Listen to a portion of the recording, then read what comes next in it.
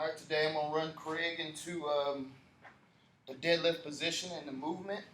Okay, what you want to do, first start off, when you walk up to the bar, you want the feet hip width. So walk up to the bar is in the middle of the foot, okay, the peak of the foot. Usually when you have your shoes on, it's like the third X of the shoestrings, okay? So you want, from you looking down, you want that third X on your shoe not be seen by you, okay? So you're looking straight down, and that's where that bar should be, okay? So feet hip width, toes slightly pointed out, okay, to help with the hips, okay? And hands are relaxed, okay? Alternate grip. Predominant hand is your underhand. Right hand. Predominant hand is your underhand. Other hand is your overhand. All right. When you go down to grab the bar, it should be right outside of the body, comfortably. You don't want to cram your arms into your body, or you don't want your arms out wide, okay? So comfortably outside of the body on the knurling of the bar.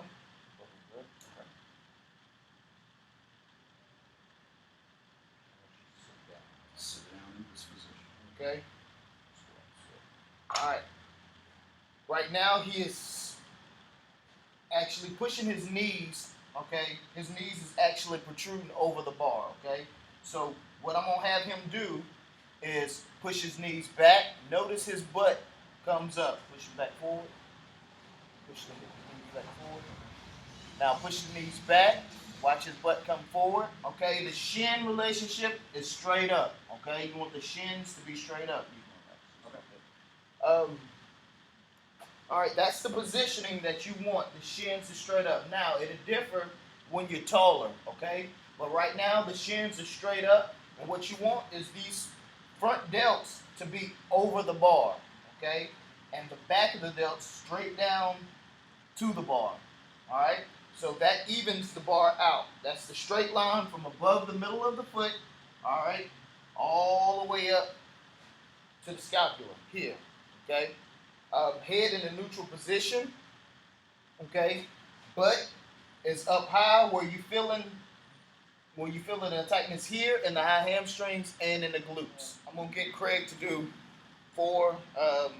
execute 4 movements, and he's relatively new. He's been into strength training with me for about 8 weeks, and we're gonna check it out and see what he got. Third place.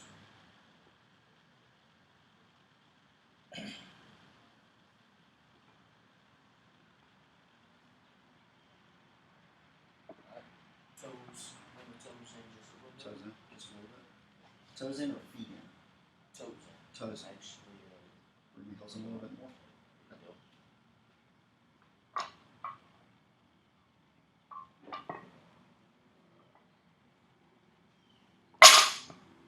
Alright, notice on that first one, he didn't bring those hips all the way through, but he's pushing through the legs and focusing on those knees and hips, locking them at the same time, okay? I talked about this on a previous video. When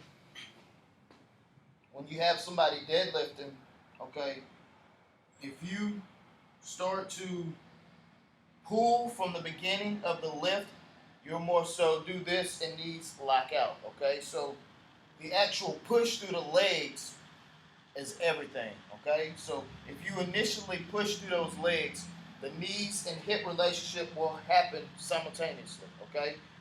But on the flip side, he was pushing through the legs, but he was prematurely locking out by not pushing those hips all the way through, okay? So just remember, a lockout is not coming overextending, okay? The lockout is actually just what it is. So the knee and the hip locking to a erect position, okay? It's not an overextension, and it's not a premature lockout. So a lot of people stop about right here and then push those hips in, knees locked out, okay? So you're totally erect, standing as if you was just standing there talking, okay? All right, on those, go ahead and get me moving. Okay. Go, yeah. On those, get in position. You'll notice when I was talking about the pressure, putting the feet in the ground, you want to set this lift up before you even actually do the movement. So when you're in this position, you want pressure going in the ground with your feet, okay? Which you want to be able to stay tight on this bar. So the pressure on your feet, keeping this tight, the core, what it does is transfer the pressure from the feet to the hands on the bar, okay? So once you have that, you want to then slowly push off the ground. He's pushing, pushing, pushing. Knees and hips start, when the bar gets to the knee, start to lock out, okay? One more. So watch the knees and hips lock out at the same time, okay? The best way to get this is to go as slow as possible with light weight, okay? You're not going to get it trying to do any heavy weight. So the lighter the weight it is, you can slowly move and concentrate on those knees and hips locking out at the same time. Cool.